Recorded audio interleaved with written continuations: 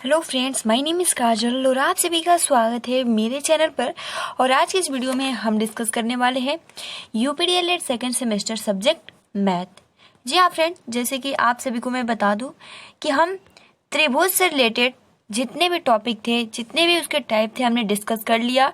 ठीक है, जैसे कि हमने त्रिभुज में डिस्कस किया कि समकोण त्रिभुज, समबाहु त्रिभुज, समद्विबाहु त्रिभुज, समद्विबाहु त्रिभुज। ठीक है, ये हमने 4 टॉपिक बहुत ही अच्छे से डिस्कस किया है।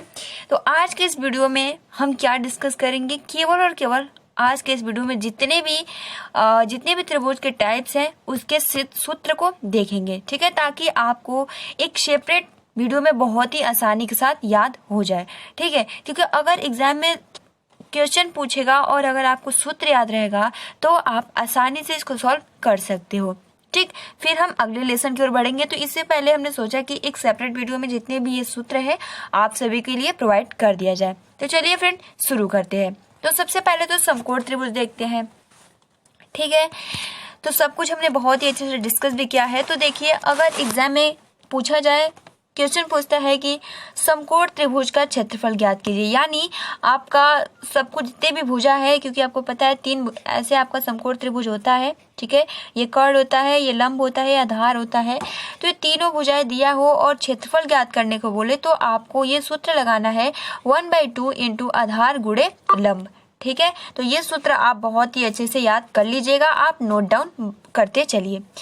ठीक, तो जैसे कि मैंने कल बहुत ही अच्छे से डिस्कस किया था, लंब को h मान सकते हो, कर्ण को p मान सकते हो, और जो कर्ण होती है वो सबसे लंबी भुजा होती है। क्लियर? अब देखिए, अगर समकोण त्रिभुज का परिमाप याद करना हो तो आप तीनों भुजाओं का योग, ठीक, और उसके अब देखिए अगला जो आपका सूत्र है, समकोण त्रिभुज का क्षेत्रफल बराबर कर्ण स्क्वायर बटे में 4, यानी क्लियर।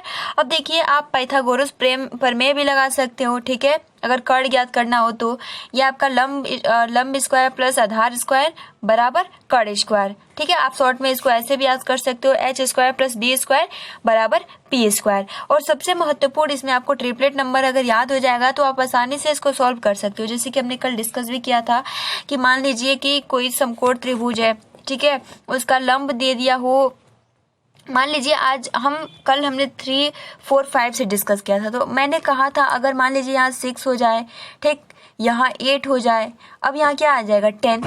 तो अगर ये आपको नंबर याद रहेगा तो अगर एग्जाम में पूछे कि मान लीजिए कोई समकोण त्रिभुज है, उसका जो लंब है वो आपका 6 है, आधार कितना है तो 8 है, तो उसका परिमाप ज्ञात कीजिए। ठीक, तो सबसे पहले तो अगर आपको परिमाप ज्ञात करना, आपको याद भी है सूत्र कि तीनों भुजाओं का योग होता है, लेकिन आपको कर्ण मालूम नहीं है, तो सबसे पहले तो आप सूत्र अगर पता रहेगा तभी तो आप सॉल्व करोगे। तो आप सूत्र पाइथागोरस प्रमेय से सॉल्व करोगे। ठीक, पहले 6 का स्क्वायर करोगे, 8 का स्क्वायर करोगे, तो इस तरीके से पूरा प्रोसेस रहता है। लेकिन अगर आपको यहाँ पे 10 मालूम चल गया कि इसका कर्ण जो 10 है याद रहेगा, तभी तो आप यहाँ बताओगे कि कर्ण जो है वो 10 है। सिंपल, अब कुछ नहीं करना है, आप इसमें ऐड कर देंगे तो आपका परिमाप ज्ञात हो जाएगा। तो इससे सबसे अच्छा है कि आप जितने भी ये सूत्र है और ट्रिपलेट नंबर है, आप इसको अच्छे से याद कर लीजिएगा। ठीक है, और उसके बाद आप जितना हो चाहो इसका नंबर बना सकते हो। जैसे कि मान लीजिए 5 है तो इसमें 2 का मल्टीप्लाई करेंगे तो 10 हो जाएगा, 12 का मल्टीप्लाई करेंगे तो आपका 24 हो जाएगा, 13 का करेंगे तो 26 हो जाएगा। ठीक, तो ये अगर आपको 10 दे दिया हो, 24 दे दिया हो, या फिर कर्ण दे दिया हो और आधार ना दिया हो, तो इस तरीके से अगर आपको पता होगा तो आप आसानी से सॉल्व कर सकते हो गाइस। ठीक, तो ये आपको बहुत ही अच्छे से याद करना होगा। ठीक, अब देखिए अगला जो है वो है आपका विषमबाहु त्रिभुज। तो विषमबाहु त्रिभुज की परिभाषा क्या होती है कि जिस त्रिभुज की तीनों भुजाएं असमान लंबाई की हो तो उस त्रिभुज को विषमबाहु त्रिभुज कहते हैं, नाम से ही पता चल रहा है। ठीक है, तो जैसे कि अगला जो है आपका, ठीक, ये विषमबाहु है। तो देखिए, अगर प्रश्न ऐसा पूछा जाए, अगर आधार दिया गया हो और ऊंचाई हो तो उसका क्षेत्रफल निकालिए, तो आप उसका जो निकाल सकते हो इस सूत्र के माध्यम से निकाल सकते हो। त्रिभुज का क्षेत्रफल बराबर होता है 1/2 इंटू आधार गुणे ऊंचाई। ठीक, आप आधार को a मान सकते हो, ऊंचाई को h मान सकते हो। इसका परिमाप होता है a plus b plus c। ठीक, a plus b plus c, और 2s का मतलब होता है अर्ध परिमाप। इसको हम ऐड कर देते हैं। a प्लस बी मान लीजिए 2 हो, 4 हो, 5 हो, तो हम इसको ऐड करके और उसके बाद बट्टे में 2 लाकर इसको हम ये परिमाप ज्ञात कर लेते हैं। उसके बाद अर्ध परिमाप बराबर होता है या एस बराबर होता है a प्लस बी प्लस सी बटे में 2। क्लियर। अगर त्रिभुज की तीनों भुजाएं दी गई हो तो इस सूत्र का प्रयोग, यानी क्षेत्रफल ज्ञात करने को बोले तो आप इस सूत्र का प्रयोग कर सकते हो। यानी तीनों आधार, ये मतलब तीनों भुजा जो बराबर दिया हो तो इसका क्षेत्रफल पूछे तो आप इस सूत्र का प्रयोग कर सकते हो। त्रिभुज का क्षेत्रफल बराबर एस का मतलब होता है अर्ध परिमाप, रूट में एस इंटू ब्रैकेट में एस माइनस ए इंटू एस माइनस बी और इंटू एस माइनस सी। ठीक, तो ये अब यहाँ से क्वेश्चन स्टार्ट हो गया है, जो कि हमने सभी क्वेश्चन डिस्कस किया है। ठीक है, अब देखिए यहाँ से आपका समद्विबाहु का स्टार्ट हो गया। तो समद्विबाहु में आपको क्या याद रखना है, तो सबसे पहले तो समद्विबाहु त्रिभुज का डिफिनीशन क्या होता है। तो यदि किसी त्रिभुज की दो भुजाएं बराबर हो तो वह त्रिभुज समद्विबाहु त्रिभुज कहलाता है। ठीक, अब देखिए इसका सूत्र, जैसे कि बराबर भुजा के सामने का कोण बराबर होता है। जैसे कि आपका जो ये वाला, ये और ये क्या है, दोनों बराबर है, बट ये नहीं है, तो ये दो भुजा बराबर होता है। और मैंने कल डिस्कस भी किया था, दो भुजाओं का योग तीसरी भुजा से बड़ा होता है। क्लियर। तो आप देख सकते हो भुजा बराबर ए बी सी, ये सब कुछ मैंने कल बताया था, बस आपको सूत्र याद करना है। त्रिभुज का परिमाप बराबर होता है ए प्लस 2b। 2b क्यों, क्योंकि दोनों भुजा बराबर होता है, इसलिए a प्लस 2b। त्रिभुज का क्षेत्रफल होता है समद्विबाहु में a/4 into root 4 into B square minus ए स्क्वायर। बहुत ही महत्वपूर्ण है, आप इसको याद कर लीजिएगा कि त्रिभुज का क्षेत्रफल बराबर होता है a/4 into B square minus ए स्क्वायर। क्लियर। अब देखिए त्रिभुज का नियम, किसी भी त्रिभुज की दो भुजाओं का योगफल तीसरी भुजा से बड़ा होता है या होगा, जैसे कि मैंने अभी बताया। ठीक है, तो ये आपका यहाँ से क्वेश्चन स्टार्ट हो गया है। ठीक, तो बस आपको इसमें सूत्र यही याद करना है, त्रिभुज का क्षेत्रफल बराबर होता है a/4 into root 4 into B square minus ए स्क्वायर, और त्रिभुज का परिमाप होता है a प्लस 2b। तो अगर एग्जाम में पूछा जाए कि जैसे कि आप यहाँ देख सकते हो किसी समद्विबाहु त्रिभुज की दो भुजाएं क्रमशः 7 सेंटीमीटर तथा 15 सेंटीमीटर है, तो इस त्रिभुज का परिमाप ज्ञात कीजिए। ठीक है, तो इसके लिए मैंने आप सभी को बताया था कि जो दो भुजा होगी उसके योग से तीसरी भुजा से वो बड़ी होगी। तो अगर आप 7 और 7 को ऐड करेंगे तो 14 हो जाएगा, तो ये आपका नहीं होगा। ठीक, तो ये जो आपका 15 है, 15 और 15 को ऐड कर देंगे तो आपका 30 आ जाएगा। तो इस तरीके से आपका जो यहाँ पे 15 हो जाएगा, ये और ये, तो आधार क्या हो जाएगा 7 सेंटीमीटर, ये 15 और ये 15, और बस आसानी से आपका परिमाप निकल जाएगा। ठीक है, 15 और 15 को ऐड करेंगे तो 30, और 30 में 7 को ऐड कर देंगे तो 37 इसका आंसर मतलब सेंटीमीटर में आ जाएगा। क्लियर। अब अगर आपने प्रीवियस वीडियोस देखा होगा तो आप आसानी से इसको सॉल्व कर सकते हो। अब देखिए त्रिभुज में हमने सबसे पहले समबाहु त्रिभुज डिस्कस किया था, है ना।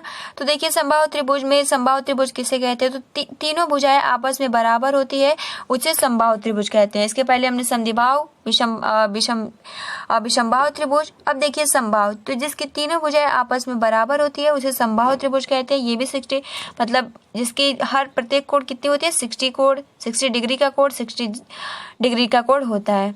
क्लियर। और जो ये आपका ऊंचाई होता है इसे लंब बोलते हैं, माध्यिका बोलते हैं, शीर्ष बोलते हैं। और ये भी याद कर लीजिएगा, जो क्योंकि प्रश्न ऐसा भी पूछ जाता है समबाहु त्रिभुज में जो कोण होता है वो कितने डिग्री का होता है, तो 60 डिग्री का होता है। ठीक, और एक त्रिभुज पूरा कितना होता है, तो 180 डिग्री का होता है। अब देखिए इसमें आपको समबाहु त्रिभुज में सूत्र याद क्या करना है, तो समबाहु त्रिभुज का क्षेत्रफल होता है √3/4 ब्रैकेट में भुजा स्क्वायर। ठीक, समबाहु त्रिभुज का क्षेत्रफल का सूत्र क्या होता है, √3/4 ब्रैकेट में भुजा स्क्वायर। ठीक है, और समबाहु त्रिभुज का ऊंचाई ज्ञात करना है, तो √3/2 इंटू भुजा। ठीक है, और देखिए समबाहु त्रिभुज का परिमाप तो भुजा इंटू 3।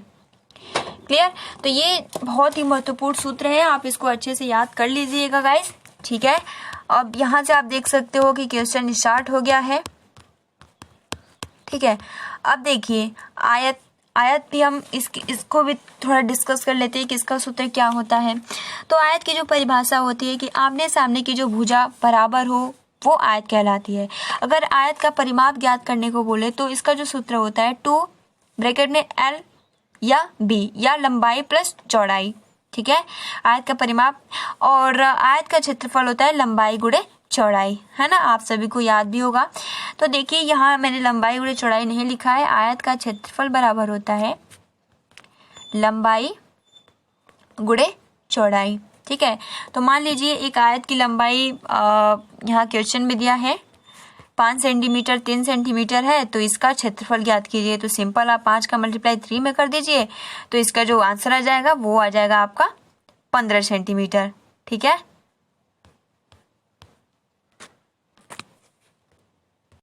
ठीक है, यानी 15 वर्ग सेंटीमीटर। ठीक, अब देखिए आयत का विकर्ण क्या होता है। आयत का विकर्ण बराबर होता है आपका, ये भी इम्पोर्टेंट है, आयत का विकर्ण का जो सूत्र होता है वो होता है रूट लंबाई ब्रैकेट स्क्वायर प्लस चौड़ाई स्क्वायर।